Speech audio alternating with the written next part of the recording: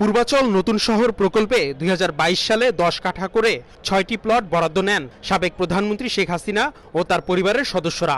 রাজধানীতে প্লট থাকা সত্ত্বেও শেখ হাসিনা ক্ষমতার প্রভাব খাটিয়ে অবৈধভাবে প্লট গ্রহণ করায় গেল জানুয়ারিতে শেখ হাসিনা, শেখ রেহানা ও তাদের সন্তান সহ সংশ্লিষ্ট কর্মকর্তাদের বিরুদ্ধে জানুয়ারিতে ৬টি মামলা করে দুদক। পরে ১০ মার্চ তাদের বিরুদ্ধে চার্জশিট দাখিলের অনুমোদন দেওয়া হয়।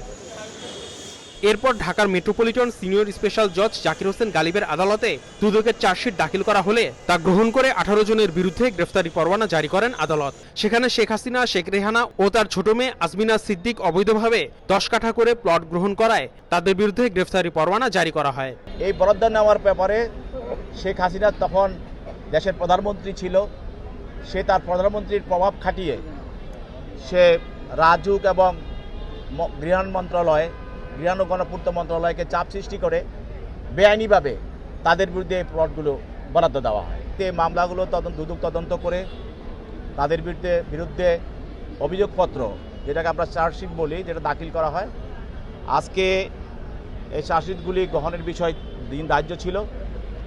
আজ শুনানির পর আজকে এই অভিযোগপত্রগুলি শুনানি হয় এবং মাননীয় আদালত সেটা আমলে নেন, নিয়ে তাদের বিরুদ্ধে গ্রেপ্তারি পরোয়ানা জারি করেন।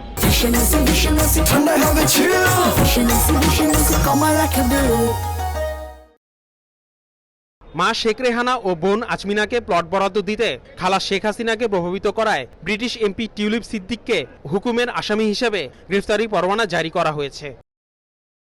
এদিকে শেখ পরিবারের ৬ জনের বিরুদ্ধে পূর্বাচলে ৬০ কাঠা প্লট গ্রহণের মামলায় এরই মধ্যে ৪টি মামলায় সংশ্লিষ্টদের বিরুদ্ধে গ্রেফতারি পরোয়ানা জারি করেছেন বিচারিক আদালত। এছাড়া প্লট গ্রহণ করা সজীব ওয়াজেদ জয় ও রাদওয়ান মুজিব ববির বিরুদ্ধে দাখিল করা চার্জশিটের শুনানি আগামী ১৫ এপ্রিল হওয়ার কথা রয়েছে।